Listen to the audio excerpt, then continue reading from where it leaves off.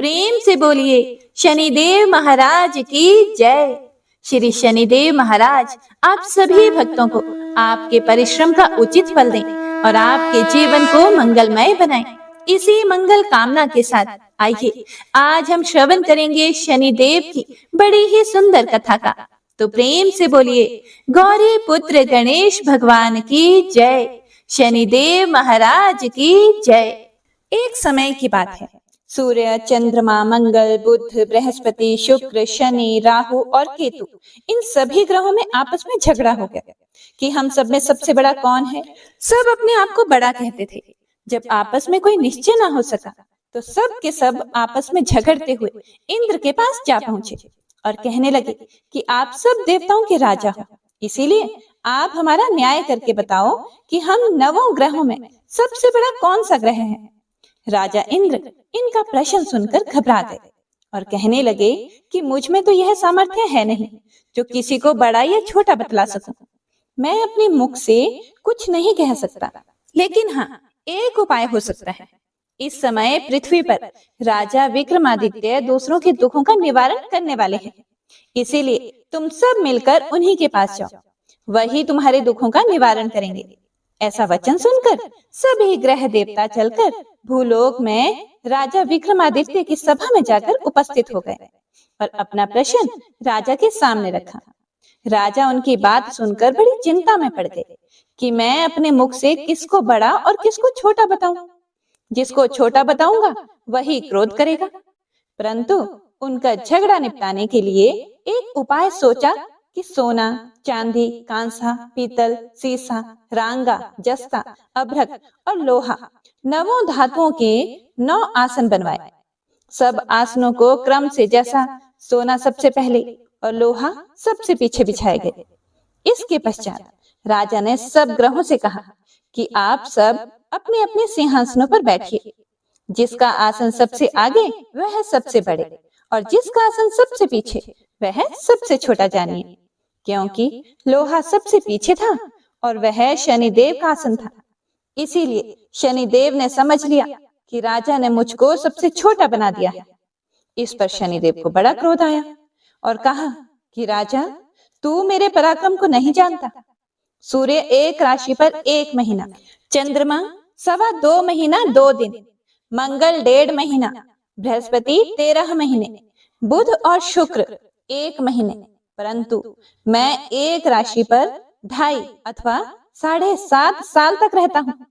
बड़े बड़े देवताओं को भी मैंने भीषण दुख दिया है।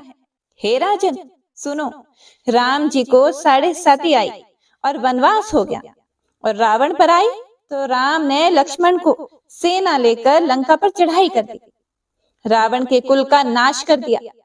हे राजा, अब तुम सावधान रहना। राजा कहने लगा, जो कुछ भाग्य में होगा देखा जाएगा। उसके बाद अन्य ग्रह तो प्रसन्नता के साथ चले गए, परंतु शनिदेव बड़े क्रोध के साथ वहां से चले गए।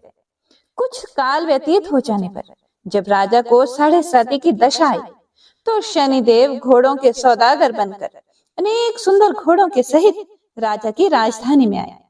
जब राजा ने सौदागर के आने की खबर सुनी तो अश्वपाल को अच्छे अच्छे घोड़े खरीदने की आज्ञा दी। अश्वपाल ऐसी अच्छी नस्ल के घोड़े देखकर और उनका मूल्य सुनकर चकित हो गया और तुरंत ही राजा को खबर दे दी। राजा उन घोड़ों को देखकर एक अच्छा सा घोड़ा चुनकर उसके ऊपर सवारी कर ली। राजा के घोड़े की पीठ पर चढ़ते ही घोड़ा जोर से भागा। घोड़ा बहुत दूर एक बड़े जंगल में जाकर राजा को छोड़कर अंतर ध्यान हो गया। इसके बाद राजा अकेला जंगल में भटकता फिरता रहा। बहुत देर के पश्चात राजा ने भूख और प्यास से दुखी होकर भटकते भटकते एक ग्वाले को देखा। ग्वाले ने राजा को प्यास से व्याकुल देखकर पानी पिलाया। राजा की उंगली में एक अंगूठी थी, वह उसने निकालकर प्रसन्नता के साथ ग्वाले को दे दी और शहर की ओर चल दिया। राजा शहर में पहुंचकर एक सेठ की दुकान पर जाकर बैठ गया और अपने आप को उज्जैन का रहने वाला तथा अपना नाम वीका बताया। सेठ ने उसको कुलीन मनुष्य समझकर जल आदि पिलाया। भाग्यवश उस दिन सेठ की दुकान पर बिक्री बहुत अधिक हुई तब सेठ उसको भाग्यवान पुरुष समझकर भोजन कराने के लिए अपने साथ ले गया। भोजन करते समय राजा ने आश्चर्य की बात देखी कि खूंटी पर हार लटक रहा था और वह खूंटी उस हार को निगल रही है। भोजन के पश्चात कमरे में आने पर जब सेठ को कमरे में हार न मिला तो सबने यही निश्चय किया कि सिवाय वीका के और कोई इस कमरे में नहीं आया, इसीलिए अवश्य ही उसी ने हार चोरी किया है। परंतु वीका ने हार लेने से मना कर दिया। इस पर 5-7 आदमी इकट्ठे होकर उसको फौजदार के पास लाए। फौजदार ने उसको राजा के सामने उपस्थित कर दिया और कहा कि ये आदमी तो भला प्रतीत होता है, चोर मालूम नहीं होता, परंतु सेठ का कहना है कि इसके सिवाय और कोई घर में ही नहीं आया, अवश्य ही इसी ने चोरी की है। तब राजा ने आज्ञा दी कि इसके हाथ पैर काटकर चौरंगिया किया जाए। राजा की आज्ञा का तुरंत पालन किया गया और वीका के हाथ पैर काट दिए गए। इस प्रकार कुछ काल व्यतीत होने पर एक तेली उसको अपने घर ले गया और कोल्हू पर उसको बिठा दिया। वीका उस पर बैठा हुआ जबान से बैल हाँकता रहा। शनि की दशा समाप्त हो गई और एक रात को वर्षा ऋतु के समय वह मल्हार राग गाने लगा। उसका गाना सुनकर उस शहर के राजा की कन्या उस राग पर मोहित हो गई और दासी को खबर लाने को भेजा कि शहर में कौन गा रहा है। दासी सारे शहर में फिरती फिरती क्या देखती है कि तेली के घर में चौरंगिया राग गा रहा है। दासी ने महल में आकर राजकुमारी को सब वृतांत सुना दिया। बस उसी क्षण राजकुमारी ने अपने मन में यह प्रण कर लिया कि चाहे कुछ भी हो जाए, मैंने इस चौरंगिया के साथ ही विवाह करना है। प्रातःकाल होते ही जब दासी ने राजकुमारी को जगाना चाहा तो राजकुमारी अनशन व्रत लेकर पड़ी रही। तब दासी ने रानी के पास जाकर राजकुमारी के ना उठने का वृतांत कहा। रानी ने तुरंत ही वहां पर आकर राजकुमारी को जगाया और उसके दुख का कारण पूछा। तो राजकुमारी ने कहा कि माताजी, मैंने यह प्रण कर लिया है कि तेली के घर में जो चौरंगिया है उसी के साथ विवाह करूंगी। माता ने कहा, पगली, यह क्या बात कह रही है? तुझको किसी देश के राजा के साथ परणाया जाएगा। कन्या कहने लगी कि माताजी, मैं अपना प्रण कभी नहीं तोड़ूंगी। माता ने चिंतित होकर यह बात राजा को बताई।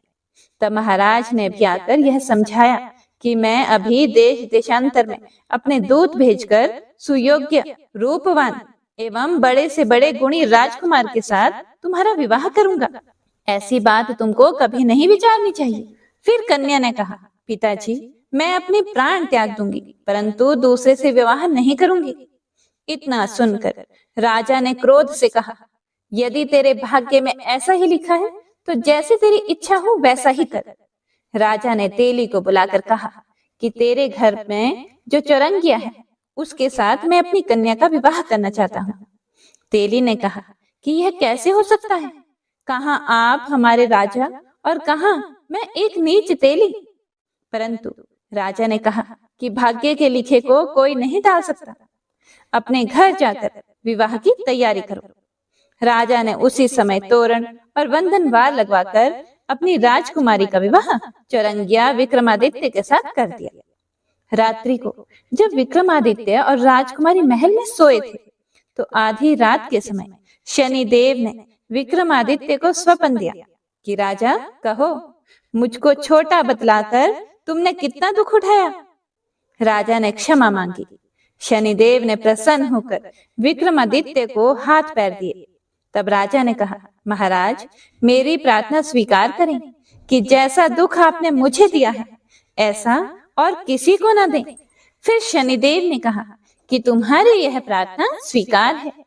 जो मनुष्य मेरी कथा सुनेगा या कहेगा उसको मेरी दशा में कभी किसी प्रकार का दुख नहीं होगा, और जो नित्य ही मेरा ध्यान करेगा या चींटियों को आटा डालेगा उसके सब मनोरथ पूर्ण होंगे। इतना कहकर शनिदेव अपने धाम को चले गए। राजकुमारी की आंख खुली और उसने राजा के हाथ पांव देखे तो आश्चर्य को प्राप्त हुई। उसको देखकर राजा ने अपना समस्त हाल कहा कि मैं उज्जैन का राजा विक्रमादित्य हूँ। यह बात सुनकर राजकुमारी बहुत प्रसन्न हुई। प्रातःकाल राजकुमारी से उसकी सखियों ने पूछा तो उसने अपने पति का समस्त वृतांत कह सुनाया। तब सब ने प्रसन्नता प्रकट की और कहा कि ईश्वर ने आपकी मनोकामना पूर्ण कर दी। जब सेठ ने यह बात सुनी तो वह विक्रमादित्य के पास आया और राजा विक्रमादित्य के पैरों पर गिरकर क्षमा मांगने लगा कि आप पर मैंने चोरी का झूठा दोष लगाया, अतः आप मुझको जो चाहे दंड दें। राजा ने कहा, मुझ पर शनिदेव का कोप था, इसी कारण यह सब दुख मुझको प्राप्त हुआ। इसमें तुम्हारा कोई भी दोष नहीं है, तुम अपने घर जाकर अपना कार्य करो। सेठ बोला कि मुझे तभी शांति होगी जब आप मेरे घर चलकर प्रीतिपूर्वक भोजन करोगे। राजा ने कहा कि जैसी आपकी मर्जी हो वैसा ही करें। सेठ ने अपने घर जाकर अनेक प्रकार के सुंदर भोजन बनवाए और राजा विक्रमादित्य को प्रीति भोज दिया। जिस समय राजा भोजन कर रहे थे, एक अत्यंत आश्चर्य की बात सबको दिखाई दी। जो खूंटी पहले हार निगल गई थी, वह अब हार उगल रही है। जब भोजन समाप्त हो गया तो सेठ ने हाथ जोड़कर बहुत सी मोहरें राजा को भेंट की और कहा कि मेरे श्री कंवर नामक एक कन्या है, उसका पाणी ग्रहण आप करें। इसके बाद सेठ ने अपनी कन्या का विवाह राजा के साथ कर दिया और बहुत सा दान दहेज आदि दिया। इस प्रकार कुछ दिनों तक वहां निवास करने के पश्चात विक्रमादित्य ने शहर के राजा से कहा कि अब मेरी उज्जैन जाने की इच्छा है। फिर कुछ दिन के बाद विदा लेकर राजकुमारी मन भावनी सेठ की कन्या श्री कंवरी तथा दोनों जगह के दहेज में प्राप्त अनेक दास दासी, रथ और पालकियों सहित विक्रमादित्य उज्जैन की तरफ चले। जब शहर के निकट पहुंचे और पूर्ववासियों ने राजा के आने का संवाद सुना तो समस्त उज्जैन की प्रजा अगवानी के लिए आई। तब बड़ी प्रसन्नता से राजा अपने महल में पधारे। सारे शहर में बड़ा भारी महोत्सव मनाया गया और रात्रि को दीपमाला की गई। दूसरे दिन राजा ने शहर में यह सूचना कराई कि शनिश्चर देवता सब ग्रहों में सर्वोपरि हैं। मैंने इनको छोटा बतलाया, इसी से मुझको यह दुख प्राप्त हुआ। इस कारण सारे शहर में सदा शनिश्चर की पूजा और कथा होने लगी। राजा और प्रजा अनेक प्रकार के सुख भोगती रही। जो कोई शनिवार की इस कथा को पढ़ता या सुनता है, शनिदेव की कृपा से उसके सब दुख दूर हो जाते हैं। तो प्रेम से बोलिए शनिदेव महाराज की जय। हे प्रिय भक्तों, शनिदेव की दृष्टि क्रूर मानी गई है और उनकी चाल धीमी। क्या आप जानते हैं शनिदेव की चाल धीमी क्यों है? इसके पीछे एक बड़ी ही दिलचस्प कथा है और इस कथा से हमें यह भी पता चलेगा कि लोग शनि की दृष्टि से बचने के लिए पीपल के पेड़ में जल क्यों डालते हैं। पौराणिक कथा के अनुसार जब देवलोक पर वृतासुर ने कब्जा कर लिया था और वह देवताओं को प्रताड़ित करने लगा, तब देवराज इंद्र को अपने राज्य को बचाने के लिए वृतासुर का वध करना था। लेकिन इंद्र पहले से ही वृतासुर की शक्ति से परिचित थे, इसीलिए इंद्र ब्रह्मा जी के पास गए। तब उन्हें ब्रह्मा जी ने बताया कि पृथ्वी लोक पर रहने वाले महर्षि दधीचि की हड्डियों से वज्र बनाकर वृतासुर को मारा जा सकता है। यह सुनकर इंद्र महर्षि दधीचि के पास गए और देवराज इंद्र ने महर्षि दधीचि से अपनी हड्डियां दान करने की बात कही। हे प्रिय भक्तों, महर्षि दधीचि ने बिना किसी सवाल किए ही अपनी हड्डियां दान करने की बात पर राजी हो गए।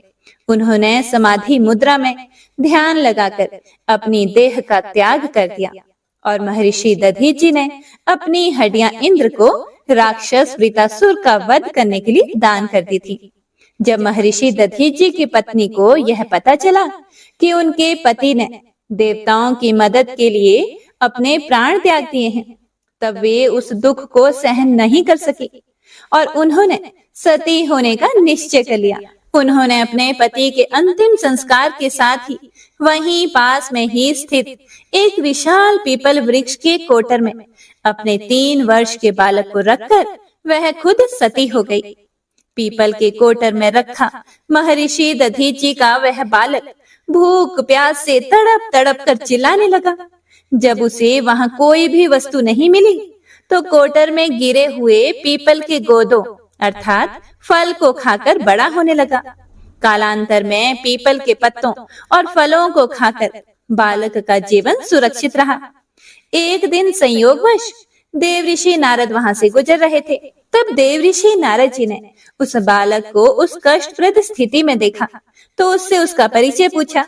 नारद जी बोले कि हे बालक, तुम कौन हो और तुम्हारे माता पिता कौन हैं? बालक बोला, यही तो मैं भी नहीं जानता।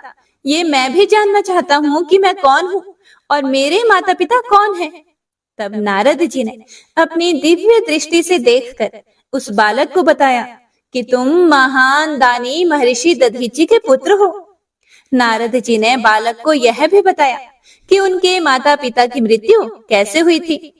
हे प्रिय भक्तों, देव ऋषि नारद जी से सारी बात जानने के बाद बालक ने उनसे पूछा कि मेरे माता पिता की अकाल मृत्यु का क्या कारण था।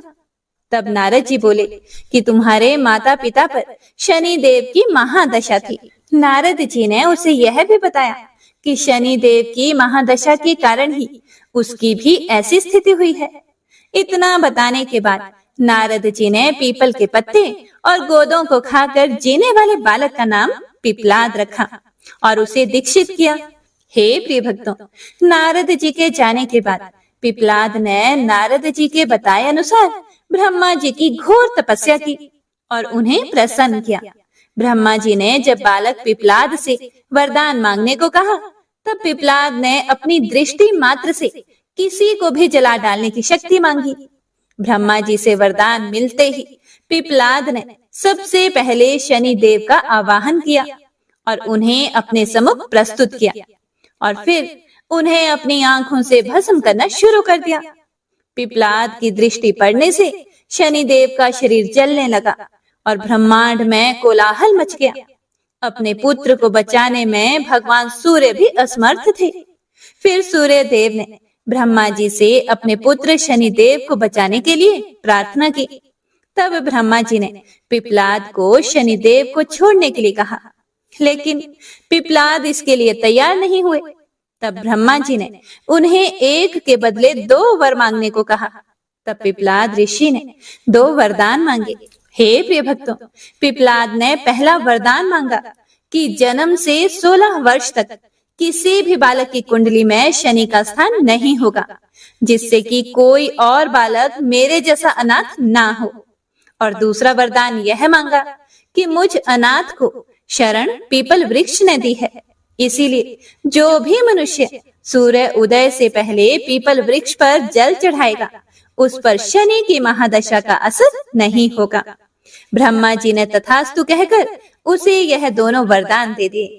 तब पिपलाद ने जलते हुए शनि देव को अपने ब्रह्मदंड से उनके पैरों पर आघात करके उन्हें मुक्त कर दिया, जिससे शनि देव के पैर क्षतिग्रस्त हो गए और वह पहले जैसे तेजी से चलने लायक नहीं रहे। इसीलिए उन्हें शनिश्चर कहा जाता है, अर्थात जो धीरे चलता है वही शनिश्चर है। आगे चलकर पिपलाद ने प्रश्न उपनिषद की रचना की, जो आज भी ज्ञान का बहुत बड़ा भंडार है। तो यह थी पिपलाद और शनिदेव की कथा। उम्मीद है आपको पसंद आई होगी। तो प्रेम से बोलिए शनिदेव महाराज की जय। हे प्रिय भक्तों, तो आइए अब सुनते हैं लप्सी और तपसी की कहानी। यह एक पौराणिक लोक कथा है। इस कथा के अनुसार एक लप्सी था तथा एक तपसी था। तपसी सदैव भगवान की तपस्या में लीन रहता था और लप्सी रोजाना 1.25 सेर की लापसी बनाकर भगवान का भोग लगाकर खा लेता था। एक दिन वह दोनों लड़ने लगे। तपसी बोला, मैं रोजाना भगवान की तपस्या करता हूँ, इसीलिए मैं बड़ा हूँ। तो लप्सी बोला कि मैं रोज भगवान को 1.25 सेर लापसी का भोग लगाता हूँ, इसीलिए मैं बड़ा हूँ। तभी देव मुनि और परम वैष्णव ब्रह्मा जी के मानस पुत्र और महाज्ञानी नारद जी वहां से गुजर रहे थे। उन्होंने लप्सी और तपसी दोनों को लड़ते हुए देखकर उनसे पूछा कि तुम दोनों क्यों लड़ रहे हो। तब तपसी ने खुद के बड़ा होने का कारण बताया और लप्सी ने अपने सर्वश्रेष्ठ होने का कारण बताया। उन दोनों की पूरी बात सुनकर महाचतुर भक्त शिरोमणि नारद जी बोले कि तुम दोनों का फैसला मैं कर दूंगा। दूसरे दिन लपसी और तपसी नहाकर अपनी रोज की भक्ति करने के लिए गए तो नारद जी ने छुपकर 1.25 करोड़ की एक अत्यंत बहुमूल्य रत्न जड़ित और दुर्लभ मणियों से बनी अंगूठी उन दोनों के सामने रख दी। हे प्रिय भक्तों, तपसी की नजर जब अंगूठी पर पड़ी तो उसने चुपचाप अंगूठी उठाकर अपने नीचे दबा ली। लपसी की नजर अंगूठी पर पड़ी लेकिन उसने ध्यान ही नहीं दिया और भगवान को भोग लगाकर लापसी खाने लगा। इसके बाद नारद जी उन दोनों के सामने आए तो दोनों ने हे नारद जी से पूछा, हे मुनि श्रेष्ठ, अब आप अपना निर्णय बताइए कि हम में से कौन बड़ा है, किसकी भक्ति श्रेष्ठ है। तो नारद जी ने तपसी से खड़ा होने को कहा। जब वह खड़ा हुआ तो उसके नीचे दबी अंगूठी उन्हें दिखाई पड़ी। नारद जी ने तपसी से कहा कि तपस्या करने के बाद भी तुम्हारी चोरी करने की आदत नहीं गई, इसीलिए लपसी बड़ा है और तुम्हें तुम्हारी तपस्या का कोई भी फल नहीं मिलेगा।